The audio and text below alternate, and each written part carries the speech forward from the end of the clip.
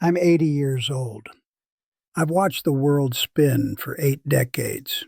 And if I could whisper one truth back to my 20-year-old self, it would be this: stop waiting for permission. The biggest regret of my entire life, the one that keeps me up at night, is that I thought life required preparation. I thought there was a perfect moment, a perfect savings account, a perfect health status before I was allowed to truly start living. I wasted 60 years sitting on the sidelines, waiting for the stage to be perfectly set. It was a prison I built entirely myself. This habit started so innocently. I always needed to organize things first. I wanted to start renovating the house, but first, I needed the perfect set of tools. I wanted to start learning guitar, but I needed the perfect vintage acoustic. And when it came to major life moves like travel, I was impossible. "We can't go to Italy yet, Sophia," I'd tell my wife. "We need to wait for the exchange rate to be optimal, and we need 5 contiguous weeks free. Next year." Next year was my favorite and most damaging phrase. I had a dream of writing a serious nonfiction book decades ago about my work. I told everyone about it. But I reasoned I needed the perfect conditions: a soundproof office, 5 years of uninterrupted sabbatical, and maybe even a research grant. So I compiled notes, thousands of pages of notes. I polished the outline until it was pristine. I retired 20 years ago, and those notes are still in 3 cardboard boxes in the attic. That office I dreamed of? It's just a spare room now, quiet and empty. The conditions I waited for were available the moment I had a pen in my hand. I remember Sarah, my daughter, when she was 7. She wanted me to teach her how to bake bread. I loved the idea, but I looked at our kitchen and I said, "Oh, no, sweetheart, we can't. The mixer is too old, and we need to buy the right type of organic flour first. Let's wait until we upgrade the appliances." She just stood there looking disappointed. A week later, she was baking small, lopsided loaves with her grandmother in their old, imperfect kitchen. They were terrible loaves, but they were filled with laughter.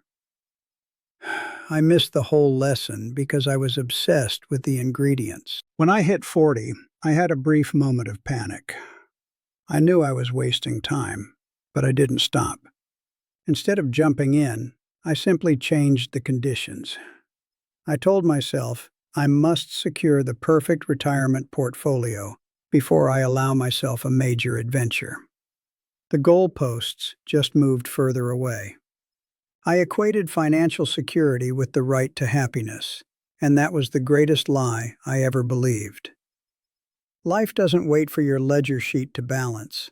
The joy happens in the imbalance, in the spontaneous decision you can't afford but take anyway. Sophia tried to pull me out of it. She was practical, but she was spontaneous. She kept trying to book that flight to coastal Maine we always talked about, even if the timing was inconvenient. I always found a way to veto it. Too much traffic. The hotel isn't 5-star.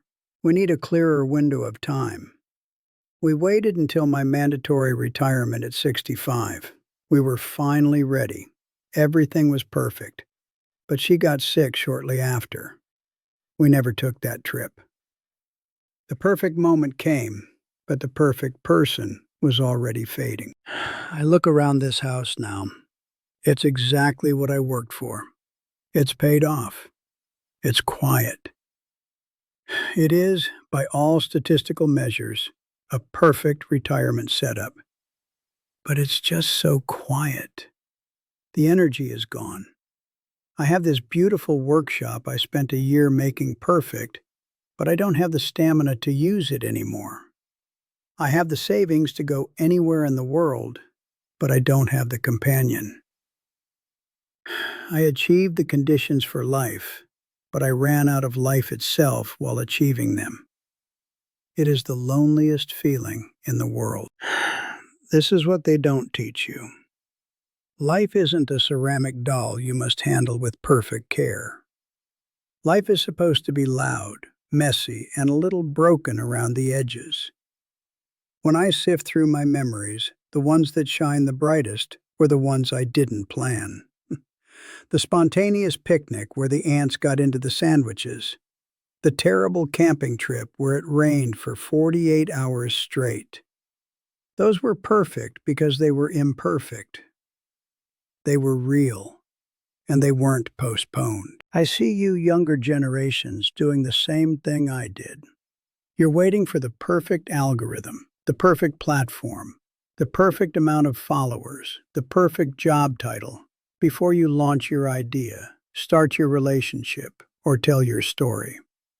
It's the same prison, just with a different coat of paint. You are waiting for external validation to grant you internal permission. Stop doing that. The world doesn't need your polished perfection. It needs your raw, clumsy attempt right now. So here is my instruction to you, from someone who has nothing left to lose. Start the project ugly. Buy the cheapest plane ticket to anywhere and just go. If you want to write, use the cheap notebook and the broken pen. Don't wait until you master the skill to share it. Share the journey. The pursuit of perfection is merely procrastination dressed up in fancy clothes. You're delaying joy, and joy is not renewable. You spend it once, and then it is gone forever. 60 years is a staggering amount of time to spend waiting. It's enough time to raise children, build kingdoms, and see history shift 3 times over. And I spent a huge portion of it calculating risk instead of embracing reward.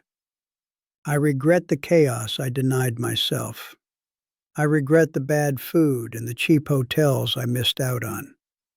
I thought I was being responsible, securing my future. But you can secure a future that is completely empty if you don't allow the present moment to happen. The perfect moment is a myth invented by fear. You don't need a 5-year plan or a $50,000 budget to live. You need curiosity and maybe 10 minutes of free time right now. The time you have is not a rehearsal for life. It is the performance. Go find something messy, something unplanned, something difficult, and do it badly but passionately. That is all the perfection you will ever need. Now go. Don't waste another hour on my mistake.